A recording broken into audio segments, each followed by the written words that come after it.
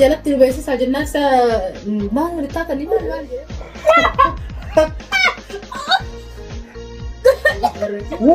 ya kan gini.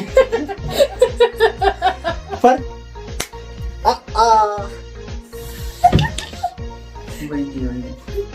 Assalamualaikum warahmatullahi wabarakatuh. Kabajamtoota fi jaallatamtoota hordoftoota keenya nageenyi rabbii guddaan isin bira haa jiraatu. Arrallee deebinee dhufnee jirra. Dhiyoota Muktaartu birratti waan diraamaa xiqqootti ta'e isinii dhiyeessinee turre. Anaa fi Rooza fi Muktaar taanii jechuudha.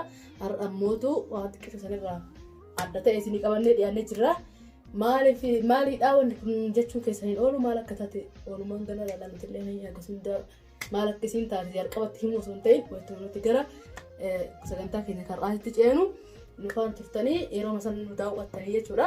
Amma gara Muktaartuu bitti isin dabarsaa akka salaamtaa isin jedhu jechuudha. Assalamualaikum warahmatullahi wabarakatuh. Hordoftoota fi kabajamtoota keenya jirtu akkam nagaa fayyaa qabdu. Ni jirtanii minuun jirra galata isaa ammas dachaan isin dhufnee jirra. Arra garuu daanyaan qabnu. Daanyaa ofumaa walirratti taanaa garuu namni gaafii deebii kana dhabe walummata. Laa wal kaballa. Kalas. Gaafii gaafannaa? Garuu kabala kana irraa dhungoon awayya. Isin wal kaballanaa jettee haa ta'uuti. Kalas bakka ergas wal kabalu taate gaafii natti illee ulfaatu kalas gaafii si jamana moo na jama? Gaafii takkitti ana eegaluuti. Atillee kabalaa sana fudhachuu qophiidha. Yoo wallaatee gaafii afaan Oromoo takka anaatu amma dura gaafatame gaafii kan dhugaa dubbachuu anaatu gaafatame hedduu na dhibbee turte moodeelii qormaata biyyoolessaa moodeelii kutaa sagalii irratti gaafatame hin dhabe jechuudha gaafii tanaa. Maal jennaan aara san amma Muktaar irraa kanatti kabalaan irraa baachuu fi Muktaariin gaafadhaa haga barsiisaa keessan gaafsan kabaluu dadhabe Muktaariin akka inni gaafachuu. Gaafii maal jettee yoo jette gaafii afaan Oromoo gaafii afaanitti gaafii namni hundi beeku jechuu barbaadetti gaafii biyyoolessaa jedhu. Namni hundi yoo beekan illee keessa jira namni hundi beekan beekan. Namni afaan Oromoo danda'u kamuu gaafii kan wallaalu maaliif gaafii afaanitti gaafii afaanii namni wallaalu kan namni dullatti illee kabaratti illee kabbaran illee hunduu gaafii afaanii kan hin deebisaa. Gaafin tun maal jetteetti fakkaatee afaan gaariin afaa gaarii caalaa jechuudha. Afaan gaariin afaa gaarii caalaa jedhu maal jechuudha? Yoo deebisan as dhaan. Yoo deebistee? Nasi kabala. Yoo gaafii kan si deebisu nasi kabalamu. Yoo gaafii kan deebistee kan deebisan kabaltu na gaafatta. Yoo gaafii san dhabe na kabalta. Okay. Maal jettee gaafiin? Afaan gaarii. Afaan gaariin afaa gaarii caalaa jette. Amala. Amalaati. Amala namaati. Ayyee mokkorii gaarii godhe. Amala miti. Kalas. Afaan gaarii afaa gaarii caalaa. Nama bareeda.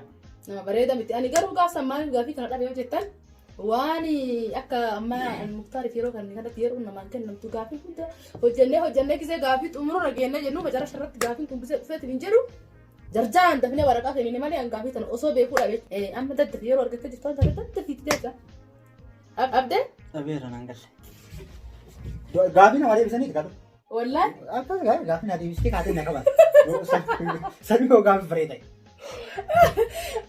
Ani yoo gaafii deebisaa wallaalee. Kun immoo seeraan waliin daanyaan qabdi halkan. Ani laalaan deebisaa sirriitti bareechee beekaa afaan gaarii afaa gaarii caala jechuun maal jechuudha yoo ta'e haa gaarii manni kee bareedaa waan gaarii haftee mana kee bareechitee nama simachuu mannaa jechuudha fakkeenya siikaa nama hiikaa isaa guutuu siimuu baadhus jechuudha. Afaan gaarii afaa gaarii caalaa afaan kee waan natti nama sanitti taasiftu simannaa natti nama saniif taasiftu bareedumsa mara keetii caalaa namni waan san irra jaalataa jechuudha. Amma sii galee. Amala siin jennaan tokko amala fi afaan. Laa afaan gaarii afaa gaarii caalaa jenna afaaniin. Kalas kaameraan booda na dhooftaa booda gisee kaameraa taabaan amma ka daawwattoonni keenya si kolfaa. Laa wallaahi maal sidhaa jedhee yoo walii galtee. Kalas diqeessi. Eessa nama qaba? Asuma yaa kaa gadis. Yalla. Nin kafaladha maa miti. Maal waan mana dhawootite wallaahi kana dhadhaaba. Amma gaafsi gaafadha. Sibola sirriitti dhukkee? Ati garaan laaftatu baadhiittee nama dhoofta. Wallaahi. Hayyee daawwattoota keenya kaamilaan na kabaltee jirti gaafii cimaa gaafadha amma. Kaballa mataan sana kabalatu gaafii cimaa gaafadha. Ilmoon gaalaa maal jedhamti? Ilmoon gaalaa Allah. Deef afaan oromootiin ilmoon gaalaa maal jedhamti? Ilmoon gaala kan ilmoon gaalaa ilmoo jedhamti. Ilmoo gaala jedhamti. Atillee ilmoo jedhamu dandeettaa gaafa dhalatturraa. Wanni hunduu ilmoon jedhamti. Haadha biratti. Ilmoon gaalaa afaan oromootiin maali? Deef. Ilmoon gaalaa ilmoo wanti gaalaa jedhamti jabbii gaalaa. Jabbiin kawuriiti jabbiisaa. Deef. Dhagahee kiniin ture sirba wayii irratti wanti irratti dhagahee falmataa roorroo irratti maal akkini jedhu beeku. Amma dagadhe booddisitti amma dagadhe wallaahi muktaarin beekan dagadhe. Maal baay'inaan beekta beeku baatan. Wallaahi muktaarin beekan dagadhe. Amma afaan keessatti deemti walatti qabalaa jettee dagadhe rabbi sodaadhu. Laa anjamaa kana hin jiru. Dagadhe malee hin beeku. Wallaahi hin beeku. Hin beekaa. Akka walti qabalee. Ati waan akka naka bulu qophaa'u rabbi sodaadhu wallaahi akka qabalee. Haa dafliin. Boositti makaa yoo yaada dhaaf gabar waan akka kanatti qophaa'u. Yalla dhiise daf. Dandeefi. Annar kuwaara. Osoo si qabalu ba.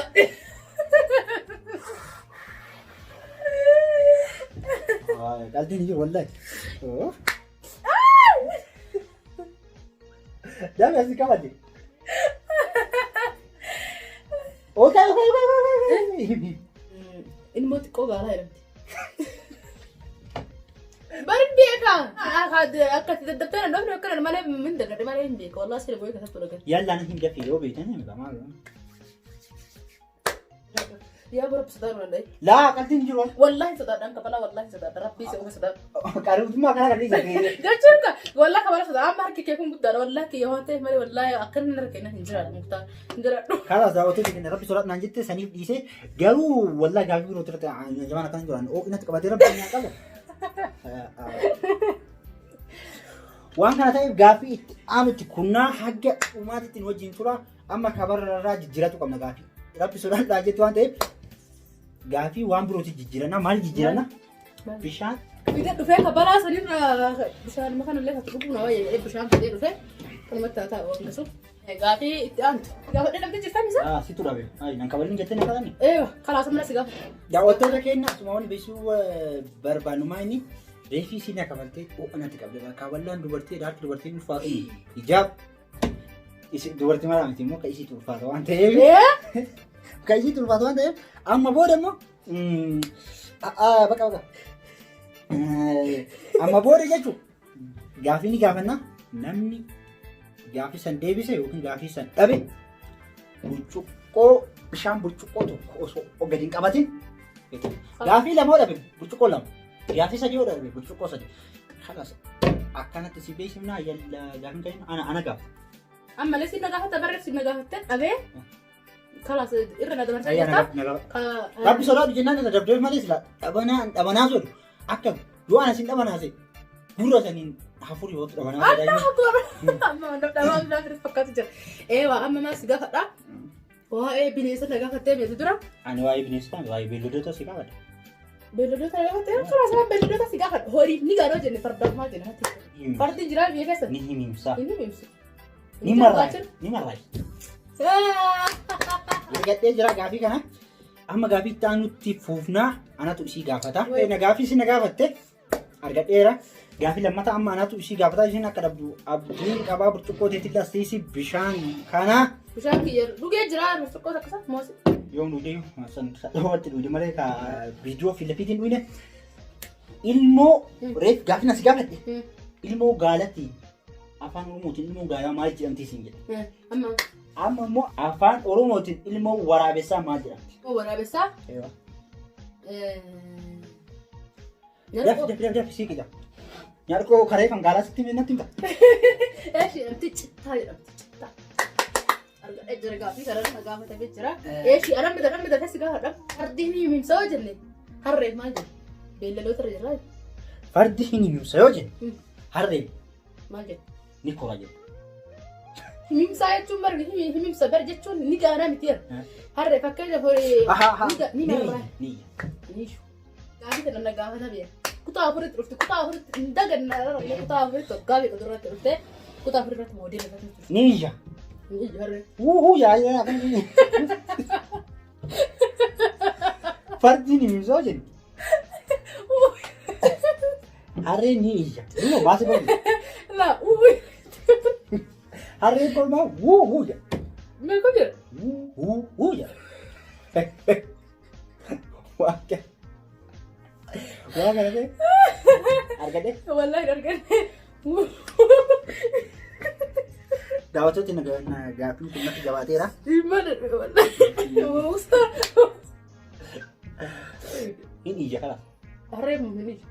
Jadi muka afaan Oromootti kan qormaata akka irratti diskas gaafa gara. Kalas bishaan dhugaa naa deebisee naa dhibeera. Kalas bishaan siiqicha. Naa deebisu. Utuu burcuqqoo lama ta'e natti tura garuu bishaan ture xiqqaate. Burcuqqoo tokko kanaa ibsuu hin danda'u. Reefu dhugee jira. Garaan quufee jira deeyaa daawwattoota keenya. Silaasii na ta'e fa'a. Inshallah gana gaafii biraatti jedhabdee hedduu dhugaa. Sirriitti si guutuutti. Kalas. Hai. Maawali qaawii falaa ta'u. Naa yoo irratti maal bu'aa qabani. Bu'aa akkatti qabalaa jirta. Gaafii naa deebisu. Ni alaaka. Ni alaaka. Harreen ni alaaka jedhama. Malee ni iyyan jedhama. Ni alaaka. Dhaga'ee jira waan kana. Dhugi amma rabbisitti fedhe. Dhugi farra. Feeti. Bishaan yogguu fedhanii dhugina keetoo hadhaa qaba. Gisee fedhu fite yaa. Dhugi. Dandeessin. Osoo waan nyaadhu baadhee dura. Yang bayar Fixeeraa burcuqqoo takka. Anas si gaafata. Fakkeenya bishaan dhugee jiraanii amma si gaafadha. Akka aadaa Oromootitti horii aannan qabu. Beellada jiraan jedhu horii aannan qabu. Maal jenna? Ka aannan hin qabne maal jenna? Daf. Yaa Rabbi kan qabsiise. Horii aannan qabuuf.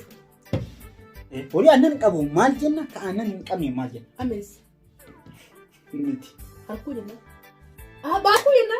Argattee kana kan qabne kan qabne. Amees jenna. Daawwattoota yana dhabdee jirti tokko deebistee tokko dhabdee dirqama dhugu. Wayyaa Allah. Dirqama qaba. Anjama kana wallahi ta'u. Yaa muktaar dhaabi. Saka. Akkatti ranganna qolee ta'u. Asirratti jijjiirsi kalas. Akkatti ranganna qolee harka mirgaatiin sii kenna. Laal. Daf.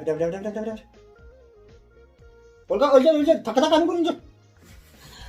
Ol jedhu. Daafi. Yaa moo deebii laa dhufte kaam.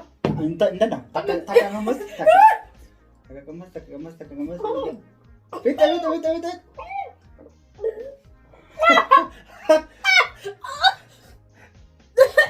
Simone.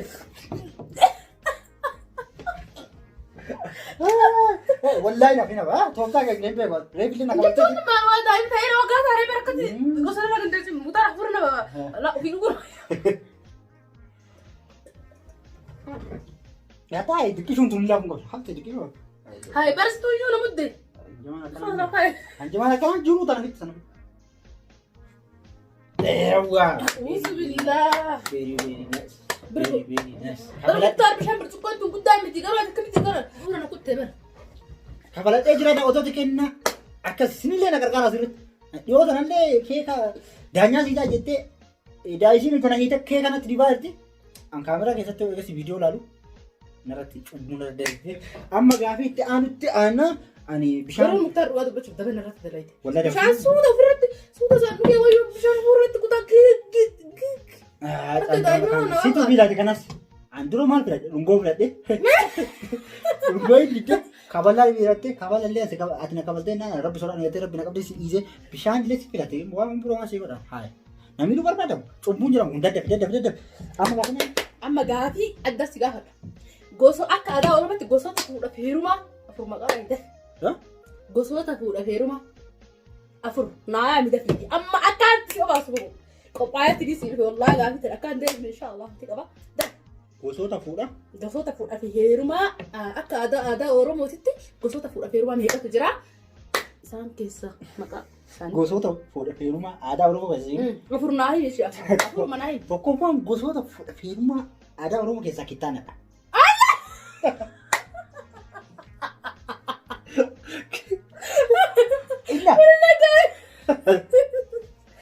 Maal gaafii jedhu?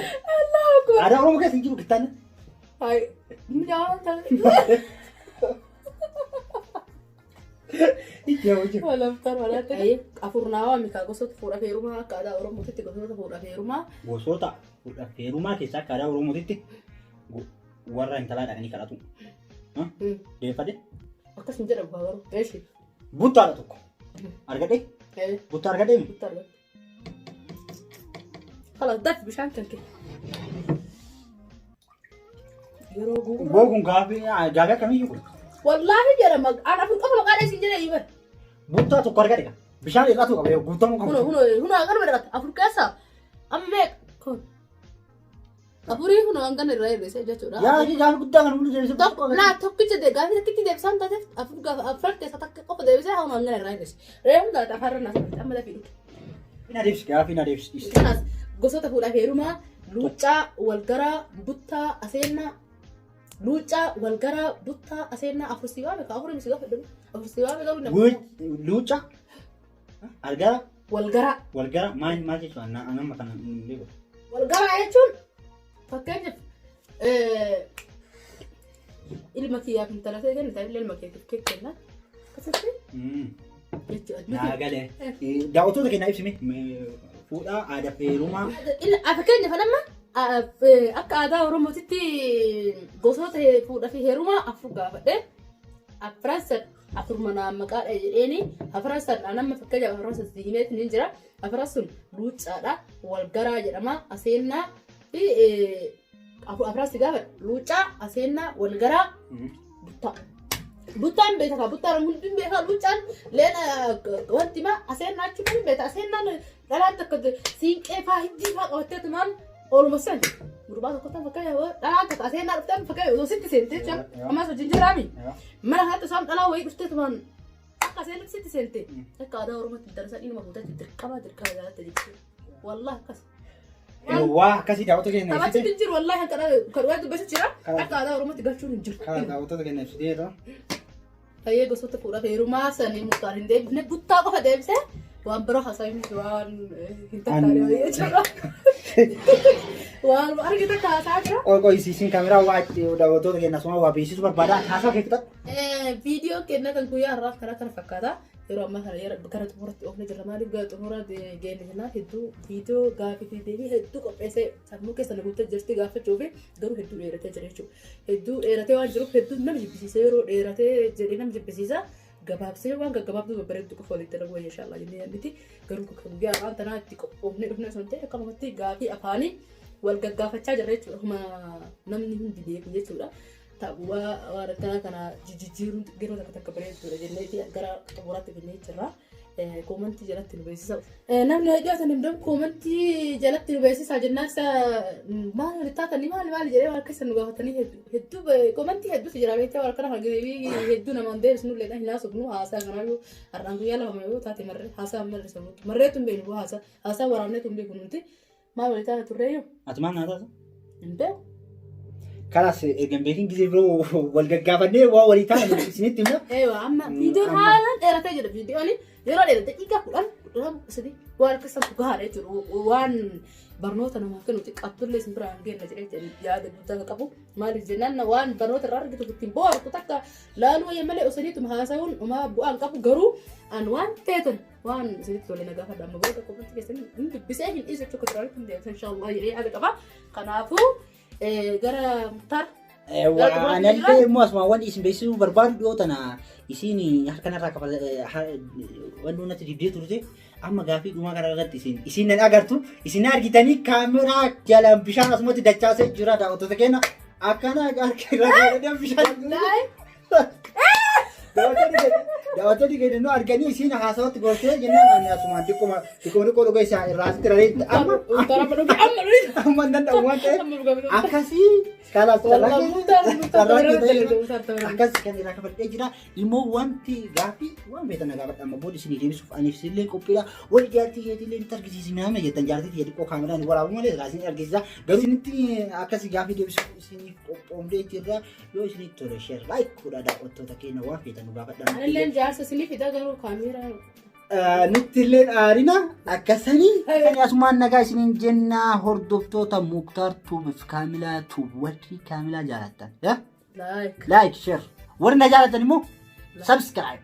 الله أكبر سبسكرايب قرأ أكيد سبسكرايب لايك شيري ترتو أرمتو لايك في سبسكرايب قف راقول شيري يا رانت راس برت برجع فيديو هدو هذا ديرتين نور كان ترى في ديرس واحد برباطني في كرافو دعوتك كنا كبجمع بيرتمو السلام عليكم ورحمة الله وبركاته.